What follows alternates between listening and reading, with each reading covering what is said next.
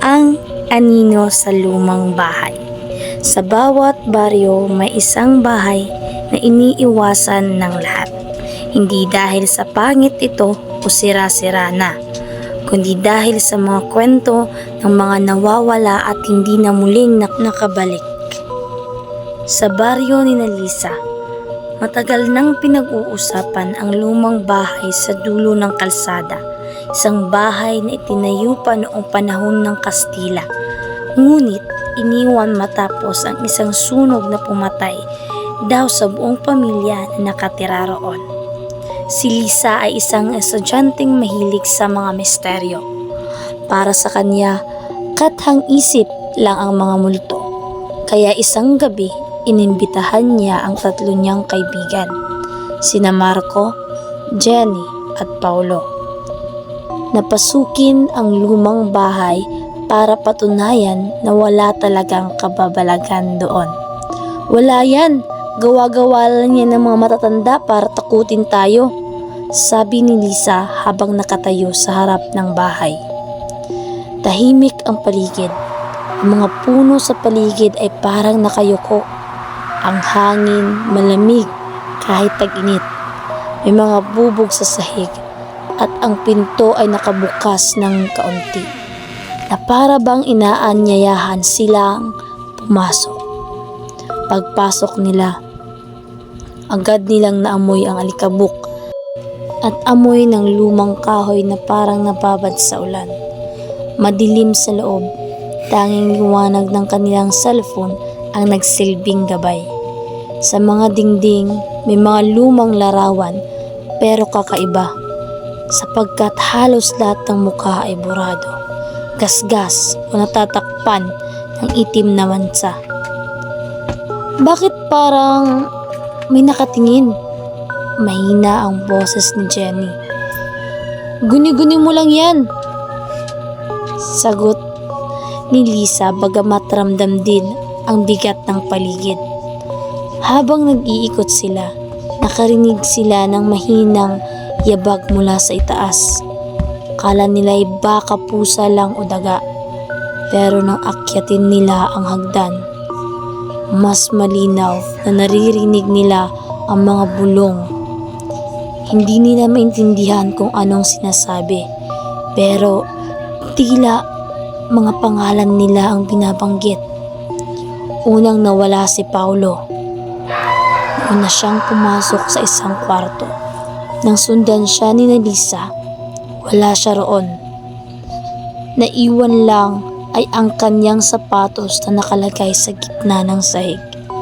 Kinakabahan na ang grupo, pero pinilit pa rin nilang magpatuloy. Sa mahabang pasilyo, may isang salamin na nakasabit sa dingding. Nang tumingin sila, nakita nilang buo pa silang apat sa refleksyon, pero sa aktual, 3 na lang silang naroon.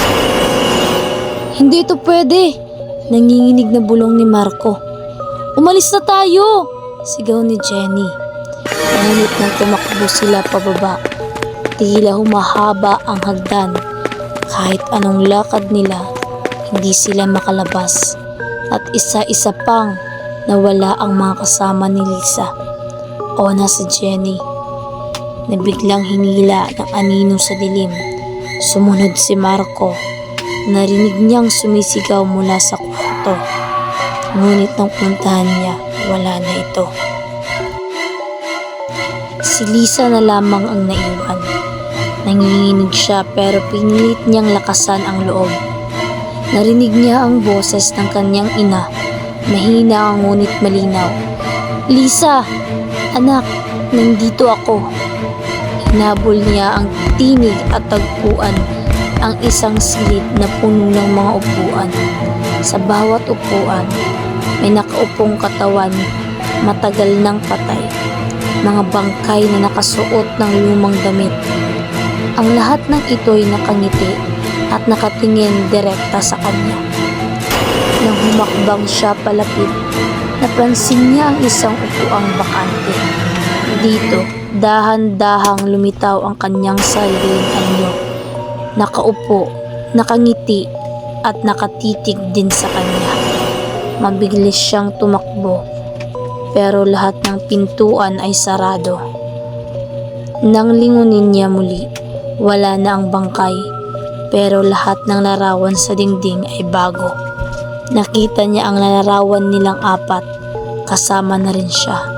Lahat sila ay nakangiti at sa likod nila may maitim na aninong nakatayo. Kinabukasan, natagpuan ng mga taga-baryo ang lumang bahay na bukas ang pintuan. Ngunit wala ni isang bakas ng mga kabataan ang natagpuan. Ang tanging naiwan ay bagong larawan na nakasabit sa dingding. Larawan nila Lisa, Marco, Jenny at Paulo. Lahat nakangiti, lahat may kasamang anino. At mula noon, walang sino man ang nanghas pang pumasok sa lumang bahay sapagkat alam ng lahat na ang sino mang pumasok ay hindi na muling makakalabas.